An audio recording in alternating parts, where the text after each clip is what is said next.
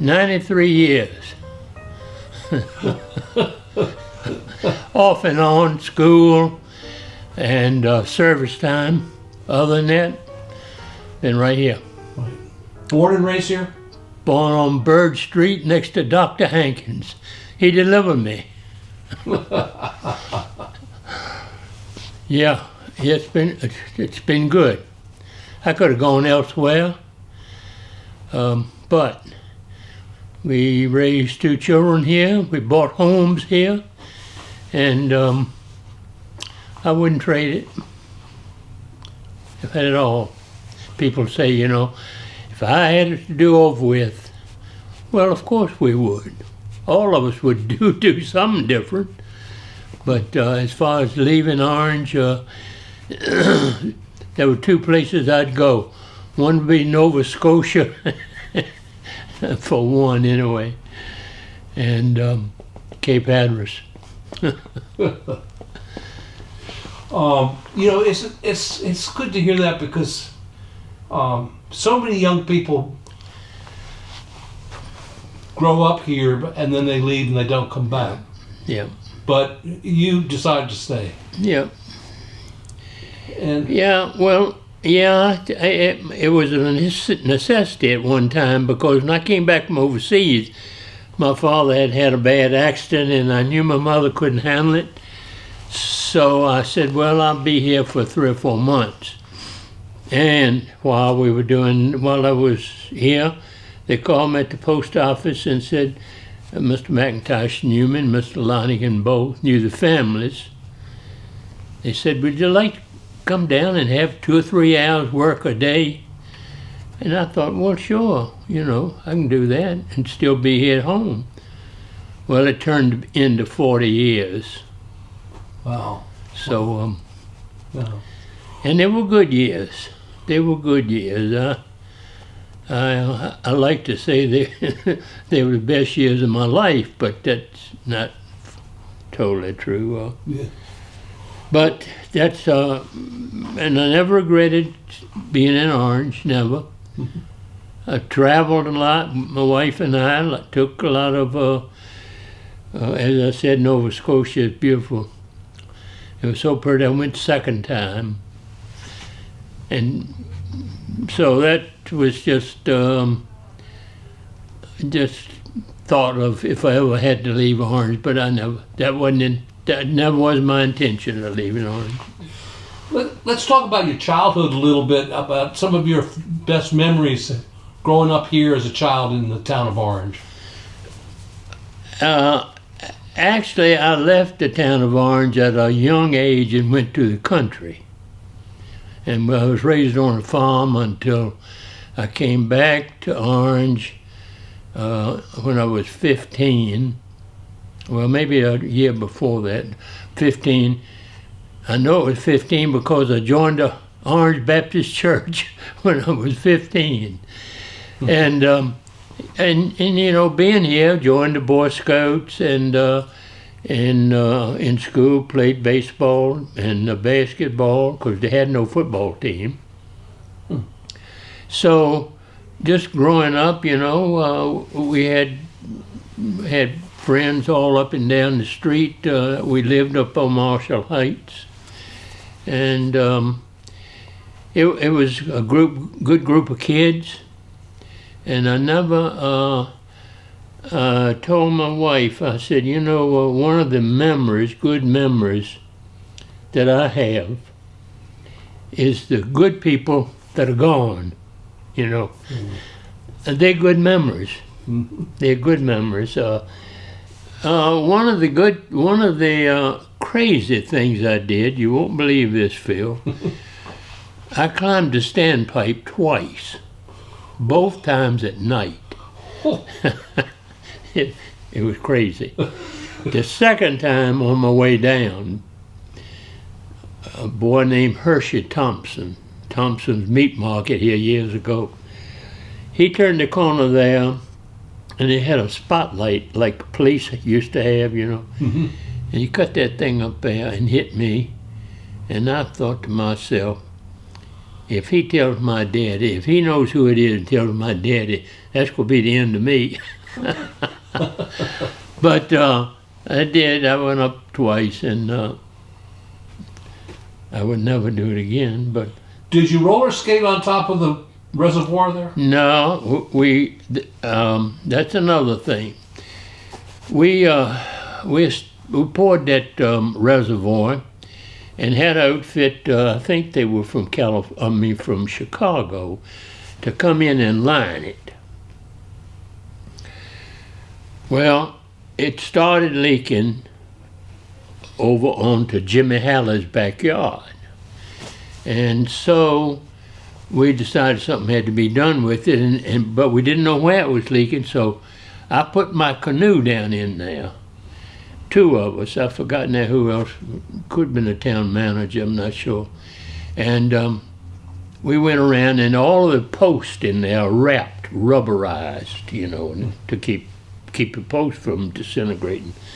And so we got them to come in there, and they came in there, and they said they fixed it, and they didn't. It kept on leaking. They wouldn't do anything about it, so we decided we'd sue them. Well, they sent us a long letter, had about 75 names of lawyers, and our lawyer said, we better back off. I said, nope. I said, they got to come to us, and we ain't going to lose a lawsuit in Orange because we're not at fault. So they came back and rectified it, and so now, and we drained that tank. It was drained 3 times, different times, which is a lot of water. Of course, we used some. We'd pump out of it and pump up, So now, in this day and time, we got to have a new one. And as far as I know, Phil, that is the highest point in the town of Orange, is the base of that thing. Now, somebody said otherwise, but Hal Noel said it's the base of that is the highest point in Orange. So I don't know. I've only climbed it. Now, you went to school at Bellevue? Yeah. And later at Orange High School? Yeah. But I left there, and I went to, I left because I lacked 1 credit from graduating, and my Army number was coming up, and I wanted to graduate. So I couldn't get that 1 credit anywhere but Hargrave Military Academy. So that's where I graduated from. I went and got that one credit that I needed. And then you went in the service? Then I went in service after that. Yeah. And where did you go there? Germany, Europe. I missed, well, I went, the rule of thumb goes to this camp and this camp. Everybody in my outfit shipped out to Korea. But I was in school. I was in a radar school. And I didn't know they'd gone. When I got back, wasn't a soul in camp. So I had to go through everything the second time. And so then my number came up, and I went with 43rd Division. First I started out with 18th Rangers, and it disbanded that. And so I went with 43rd Infantry Division to Germany, and at about that time the Russians were kicking up, and as they always do, and as they always have. So, so that was good duty in Germany.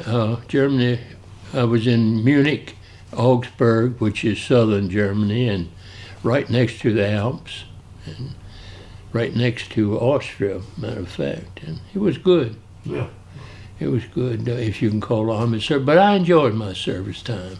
Good. I enjoyed it. Now, I probably have second thoughts as we all would. Yeah. My family, my mother and father, they always enjoyed and appreciated Orange. And my father in particular, everybody knew him. And he worked for everybody in Orange, you know. Mm-hmm. So it was good. And you worked at the post office for 40 years. 40 years. And then you were on the town council. 18 years. 18 years. Yes, it was. And they were good years. You know, I really enjoyed being on council, and I just decided after 18 years it was time to maybe hang it up. And not many had stayed there 18 years, but we had good councilors, and we didn't have any rumblings, and we did some good things. We put the bypass through Orange. We redid the water system, and just really a whole lot of things. We bought the Lee place out there where Rigid, and I don't know. It was I gained a whole lot of friends, black and white. You know, I always, and still have them too, you know, those that are left. Matter of fact, my wife and I went up Sunday to the dedication of it was nice. And of course, we think back to integration in '66, I believe it was. And some of those people like Jane Ware and Walter, they have done a really good job in putting things together. Right. Not only just for that, but totally. So. Orange had a lot of businesses 50 years ago. Not as many as they do now. I mean, more than they have now. Yeah, they did. How come there are fewer businesses? Well, you know, most of those established businesses, the owners were old, and they passed on. That was one reason. And then there wasn't a lot of competition on Main Street. On Main Street, we had Sparks, Safeway, A&P, and Thompson's. There was 4, and they were open on Saturday night till 10 or 11 o'clock. But then, I don't know, Phil, I don't know why. I look back on it, and of course we lost Leggett's. That was Leggett's Belt. We lost that, and then the people started going to Culpeper and Charlottesville, Fredericksburg, and sales went down, and so naturally they were going to leave there. We had, at one time, we had 4 drugstores on Main Street. Then barber shops, we had a half a dozen of them on Main Street. So, and those people, a lot of those barbers were World War II veterans. And of course, in due time, they passed on or retired. And so, I don't know exactly, Phil, why, but I guess it was just a turnover of age and maybe some competition. And of course, just soon as you move over town to a shopping center, you're lost. And but people still, I hate to hear them say, why don't we have this and that store? Well, I'd say, look, we only have 4,000 within the corporate limits, 4,000 people. How many Kroger and Giant with a mammoth store is going to move into Orange? You don't do that, you know, but they don't understand that. And it kind of gets close to me sometimes. Why doesn't Orange have this? Why doesn't Orange have nothing in Orange to do? I've been there all my life, and I found plenty to do. But I also have found out that if you come to Orange from north of the Rapidan River, I like to say, you want the same thing you left. It ain't here. and it never will be here in our time. Now, what happens to the town? The town will expand. But if you look at, I like to say from the shopping center on 15 all the way to the Rapidan River, at this present time, there's not a piece of property available. Now, if you go in and offer somebody $2 or $3 million, it's available. But if you look at it that way, on the other side of 15, on the left-hand side, there are a couple places that one day are going. So then you go, our population is in the east and in the west. Charlottesville, Fredericksburg, Lake of the Woods. They could control the state, the county. Lake of the Woods can. Right. But we get along all right. And Phil, we've, as far as council is concerned, we've had good council. They've made some mistakes. I made some mistakes when I was there. By and large, we have had a good government. And that means a lot. Our taxes have been low. And so I credit that to the fact that there's been good management. Yeah. What do you see 50 years down the line here for our town of Orange? Well, I hope we don't see an explosion. We are a bedroom community. If you don't think so, go down that Sheets at 6 o'clock in the afternoon and see them coming in there going back to the housing development. I think we will expand, and I think with it will, of course, be utilities. They will have to. And in doing so, we'll probably have to have more bed and breakfast, or maybe even motels. But we've been this way and just moving a little bit slowly for years.